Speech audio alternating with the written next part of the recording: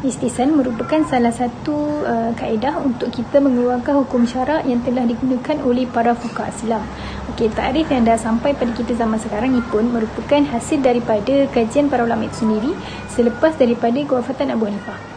Okey, perbahasan mengenai keabsahan istihsan ini dia merupakan perkara yang paling penting untuk kita untuk memastikan sama ada dalil tu dapat diterima sebagai salah satu sumber hukum maupun taklah. Okey, istihsan ini merupakan salah satu daripada sumber hukum perundangan Islam tapi hanya tergolong dalam sumber yang tak disepakati. Okey, disebabkan tu ulama berselisih pendapat tentang hujah istihsan ni. Sebab terdapat ulama yang menerima dan juga terdapat ulama yang menolak. Okey, antara ulama yang menerima hujah istihsan ni ialah ulama Hanafiyah, Imam Malik dan sebahagian daripada ulama Hanbali. Okay, manakala yang tolak hujah ni pula merupakan Imam Syafi'i serta sebahagian daripada ulama Hanbali. Okay, istihsan ialah perkataan Arab yang berasal daripada kata terbitannya iaitu al-husnu, bererti baik. Okay, istihsan ni dari sudut bahasa dia bererti menganggap sesuatu perkara itu adalah perkara yang baik. Tapi manakala istihsan dari sudut istilah pula merupakan perbandingan di antara dalil-dalil syarak bagi memilih dalil yang lebih tepat, lebih kuat dan lebih memberi kemaslahatan kepada manusia.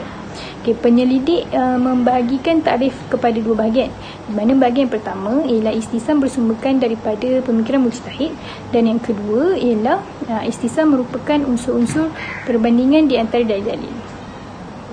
Bismillahirrahmanirrahim. Assalamualaikum warahmatullahi wabarakatuh. Baiklah, saya akan membutakan tentang kehujaan ihtisan. Okey, untuk kehujaan ihtisan ini, para ulama mengkategorikannya sebagai perselisihan yang juga ia merupakan sumber hukum. Ada sesetengah ulama menolaknya dan ada setengah ulama telah menerima kehujaan ihtisan ini. Melalui hal ini telah timbulnya perdebatan dan juga masalah di antara kedua-dua belah pihak. Jadi pengkaji telah mengkaji beberapa dalil yang dipersetujui iaitu diterima dan juga ditolak. Baiklah, mari kita teruskan dengan kehujaan yang diterima. Okey, dari sudut kehujaan yang diterima ini ialah daripada beberapa sumber iaitu berdasarkan Al-Quran, As-Sunnah, Ijma' dan juga daripada dalil akal. Bagi dalil Al-Quran, antara contohnya adalah berdasarkan surah Az-Zumar ayat 18. Dalil ini menunjukkan keharusannya ihtisan dalam beberapa keadaan termasuk juga dalam menentukan sumber hukum syarak. Untuk As-Sunnah pula adalah hadis yang diriwayatkan daripada Ibnu Mas'ud. Dalil ini menunjukkan yang betapa pentingnya kebaikan oleh umat Islam dan yang baik itu adalah baik juga di sisi Allah Subhanahu Wa Taala. Hujah yang terakhir bagi yang menerima ihtisan ini adalah daripada ijma'. Umat Islam telah bersepakat untuk menerima ihtisan ini dari sudut anggapan yang baik. Beralih kepada pandangan yang ditolak. Okey, dalam pandangan yang ditolak ini adalah daripada beberapa ulama iaitu Imam Syafi'i, Ibnu Hazm dan juga yang lain-lain. Daripada sudut Imam Syafi'i dalam kitabnya yang bertajuk Al-Ummu. Okey, dalam kitabnya itu ia mengatakan yang ihtisan ini beranggapan setaraf dengan Al-Quran dan juga As-Sunnah. Jadi, ia sangat bertentangan dengan masalah jika tiada penyelesaian bagi masalah ini disuruh untuk menggunakan kias. Menurut Ibnu Hazm pula dalam kitabnya yang bertajuk Al-Ahkam fi Usul Al-Ahkam telah menunjukkan beberapa ayat yang membatalkan ihtisan. Ayat itu telah melarang beberapa perkara yang mengikut kemahuan nafsu sendiri. Akhir sekali, sebagian ulama menolaknya kerana ihtisan ini boleh dikategorikan sebagai tasir ilah dan ini merupakan hakikat yang terbatal daripada pandangan ulama. Itu sahaja daripada saya mengenai kehujahan ihtisan ini. Sekian, terima kasih.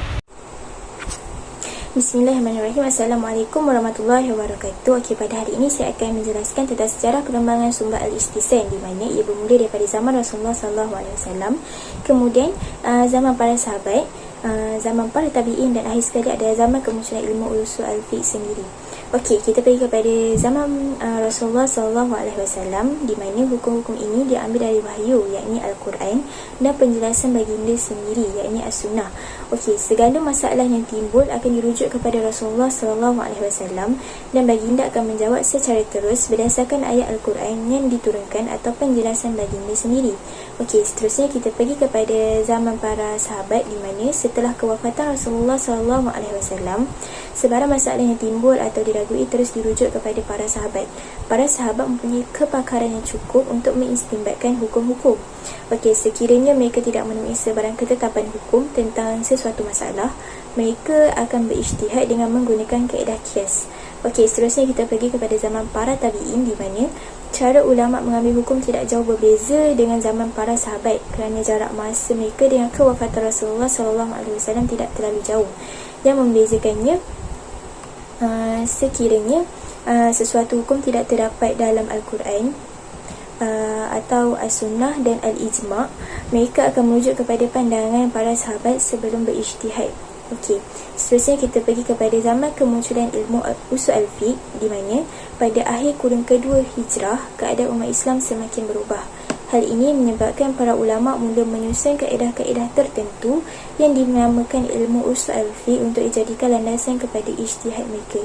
Sekian, terima kasih. Assalamualaikum warahmatullahi wabarakatuh. Nama saya Nur Aiminti Nur Azli daripada kos DPZW4A, nombor matrik DPZ 20204769.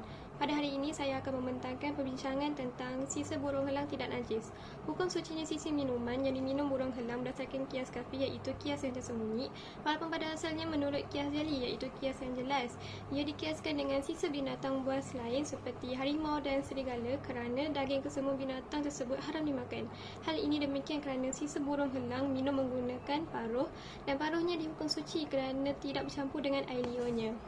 Assalamualaikum, nama saya Zinira binti Muhammad Zain dari kelas DPZW4A, nombor matrik saya DPZ 2020519193. Kesimpulannya, ihtisam merupakan salah satu hukum syarak yang digunakan oleh para mujtahid untuk menyelesaikan masalah yang berlaku dalam kalangan masyarakat. Pendekatan ihtisam yang amat mementingkan kemaslahatan manusia di dalam penyelesaian hukum menyebabkan ia menjadi pilihan yang terbaik untuk digunakan oleh para mujtahid.